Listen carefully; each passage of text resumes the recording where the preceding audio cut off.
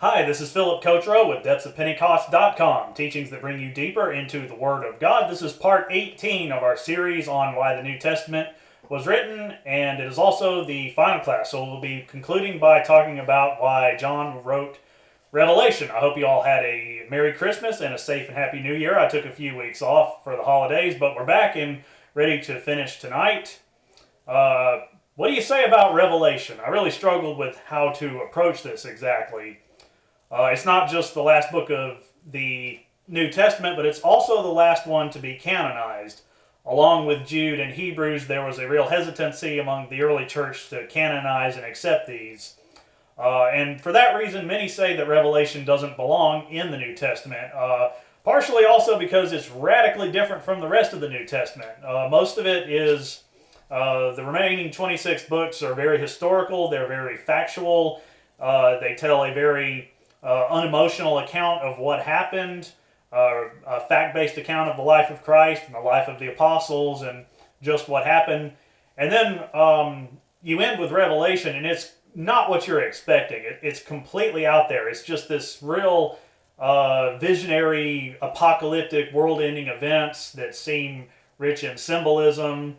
And there's all kinds of divisive doctrines over Revelation about the end times, about what does it mean. Is it just symbolic?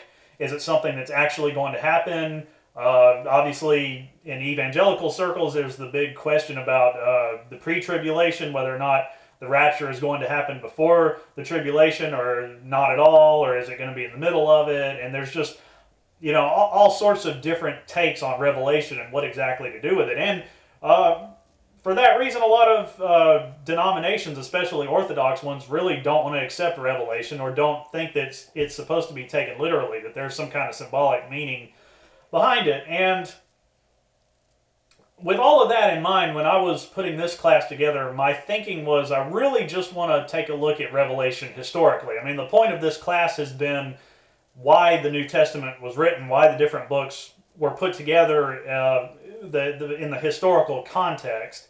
And so I'm not going to look at Revelation from a doctrinal standpoint in this video. I'm just going to purely look at it in a historical context, why John wrote it, who he was writing to, and what the aftermath was. And we'll delve a little bit into its acceptance, into canonization.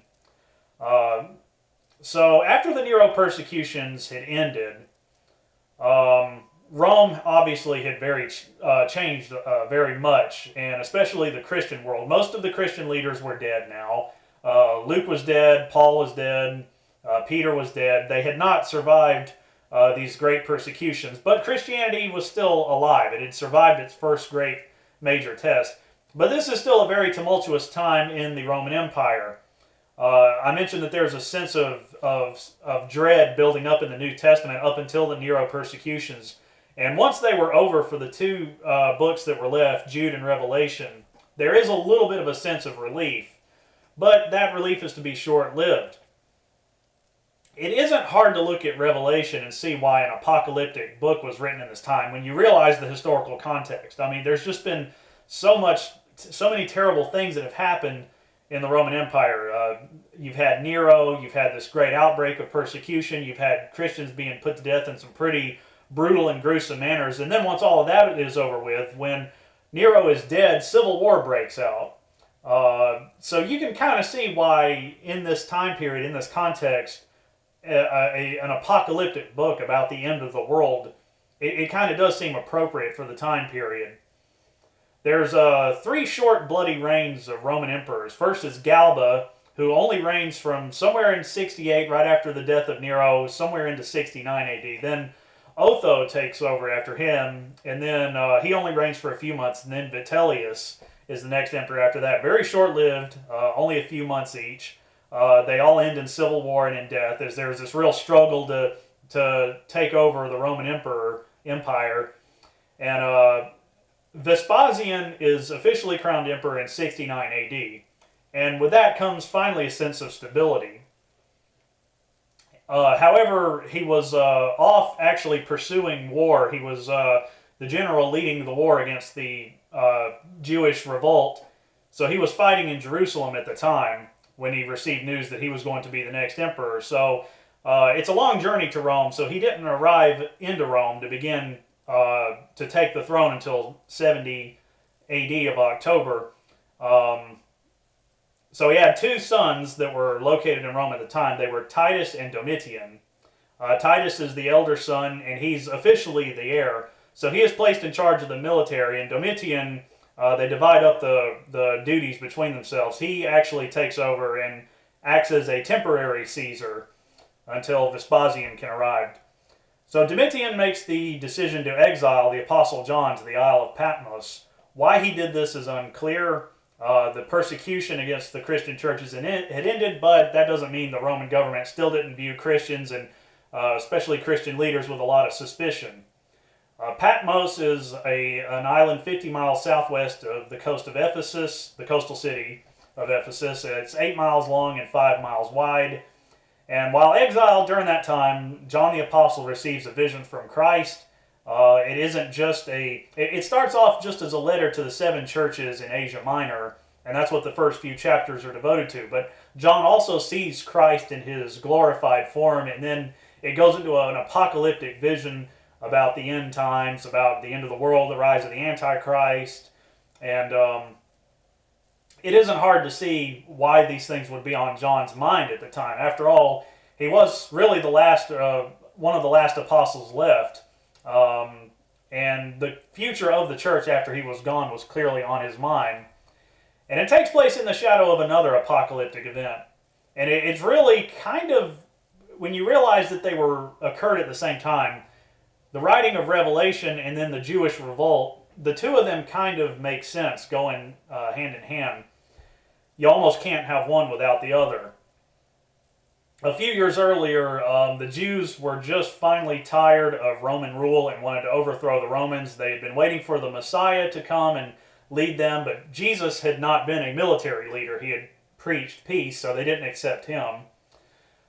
So they decided to take up arms and wait, and they led a revolt against Rome with the intention.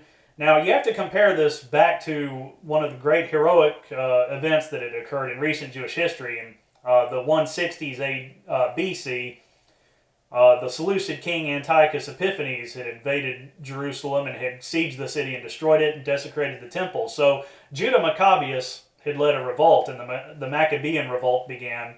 And God was clearly on their side because they defeated one of the largest and most powerful armies on earth, even though they were hopelessly outnumbered.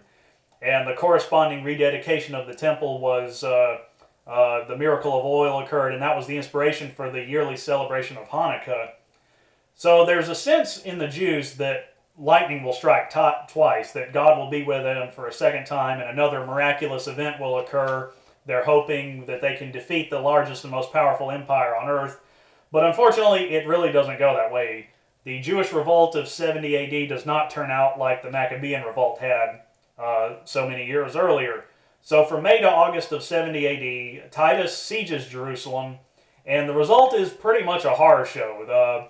This is what armies did in the ancient world, and actually up into modern times. You know, if you want to capture a city, you would surround it and just let the army cut off supplies to that city, and the citizens trapped inside the city will eventually begin to starve and will get desperate, and hopefully they'll eventually surrender.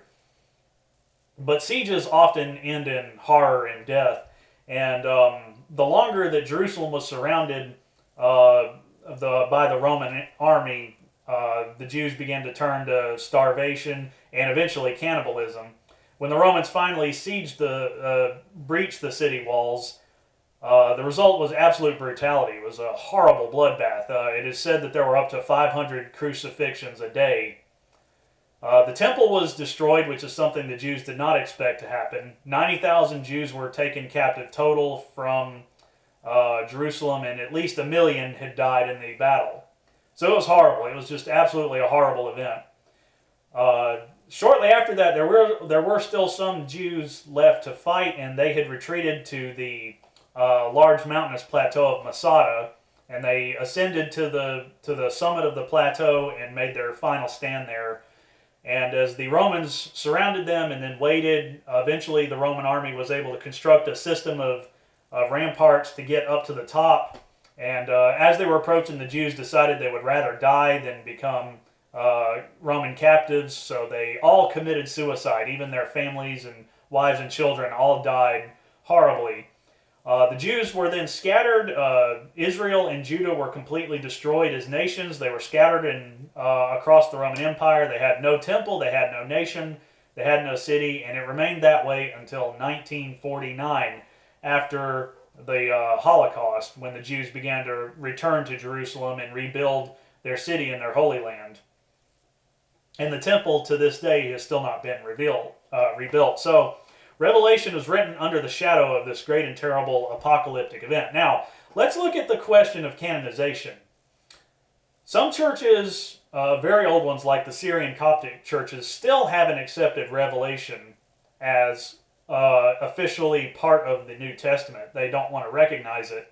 So there's been controversy about Revelation for sure. The New Testament papyri doesn't help us a whole lot with that.